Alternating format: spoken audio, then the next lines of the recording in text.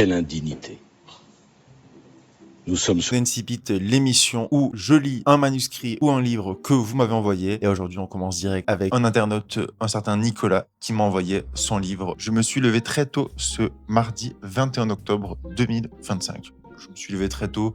Je ne sais pas exactement ce que ça apporte au récit, mais au moins, ça le mérite de cadrer dans le réel et de manière un peu peut-être historique. Début de ce roman, on enchaîne de suite. Deuxième phrase, c'était le jour de mon incarcération. Boum, le décor est posé. Le livre s'appelle Le journal d'un prisonnier et on est totalement dans ça. On se pose plein de questions. Pourquoi il a été incarcéré? Comment? Jamais je n'aurais imaginé franchir les murs d'une prison. Bon, qui, un jour, s'est imaginé franchir les murs d'une prison?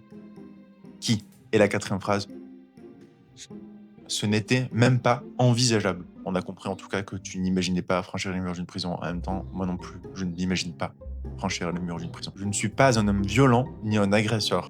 D'accord, Nicolas, mais il y a d'autres raisons pour lesquelles on peut être incarcéré. Mais ok, on set up le personnage, ce n'est pas un agresseur et pas un homme violent. J'ai toujours payé mes impôts de façon scrupuleuse. On continue. Le mystère CPC, je n'ai jamais connu ni envisagé quelque montage que ce soit. Pas de montage non plus. J'ai été durant 25 ans maire d'une grande ville, Neuilly-sur-Seine, sans que jamais un appel d'offres ou une procédure quelconque ait fait l'objet de la moindre remarque ou du petit incident. Ok, on set up le personnage, c'est un élu, il a été maire, un homme bon, visiblement, en tout cas pas violent, mais qui a fini en prison. Donc on n'a qu'une question à ce stade-là, pourquoi? Le début fonctionne bien. Que pouvait-il bien m'arriver? On se le demande, Nicolas, on se le demande. À moins de faire preuve d'une imagination débridée ou de nourrir une paranoïa caricaturale, rien. On a beaucoup de questions sur pourquoi il s'est retrouvé en prison. Et ça, c'est quand même signe d'un très bon texte. C'était bien ma conviction et mon état d'esprit. La suite démontrera l'étendue de mon erreur.